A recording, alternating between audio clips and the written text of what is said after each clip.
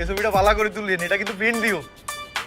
Bachelor point বর্তমান সময়ের অন্যতম জনপ্রিয় এবং আলোচিত বাংলা নাটক। এই নাটকের প্রতিটি চরিত্রই দর্শকদের মনে আলাদা জায়গা করে নিয়েছে। পাশা ভাই, হাবু ভাই কিংবা কাবিলার পাশাপাশি যার উপস্থিতি দর্শকদের হাসির খোরাক জোগাত, তিনি হলেন আমাদের সবার প্রিয় শিমুল। কিন্তু হঠাৎ করেই চারদিকে একটি গুঞ্জন শোনা যাচ্ছে, শিমুল কি আর ফিরবে না ব্যাচেলর পয়েন্টে? শিমুল শর্মা, যিনি পর্দায় শিমুল নামেই পরিচিত, তার সেই অদ্ভুত হাসি, কথা বলার স্টাইল আর ছোট ছোট কৌতুকগুলো দর্শকদের মুখে হাসি ফোটাত। অনেক দর্শক লক্ষ্য করেছেন যে গল্পের মোড় পরিবর্তনের সাথে সাথে কিছু পুরনো চরিত্র আড়ালে চলে যাচ্ছে।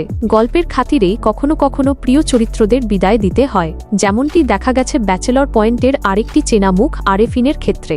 গল্পের প্রয়োজনে অথবা অন্য কোনো কারণ বশত আরেফিন সিজন 2-তে বিদায় নেয়। আসলে ব্যাচেলর পয়েন্ট এমন একটি নাটক যেখানে চরিত্রগুলো বাস্তব জীবনের মতো আসে এবং যায়।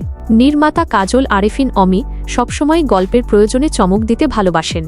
শিমুলকে নিয়ে যে গুঞ্জন শোনা যাচ্ছে তার কোনো আনুষ্ঠানিক ঘোষণা এখনও আসেনি, তবে ঘনিষ্ঠ কিছু সূত্র বলছে শিমুল হয়তো ব্যক্তিগত ব্যস্ততা কিংবা গল্পের ভিন্ন কোনো মোড় নেওয়ার কারণে বিরতি নিতে পারেন, কিন্তু তাকে একদমই দেখা যাবে না এমনটা ভাবার সময় এখনও আসেনি।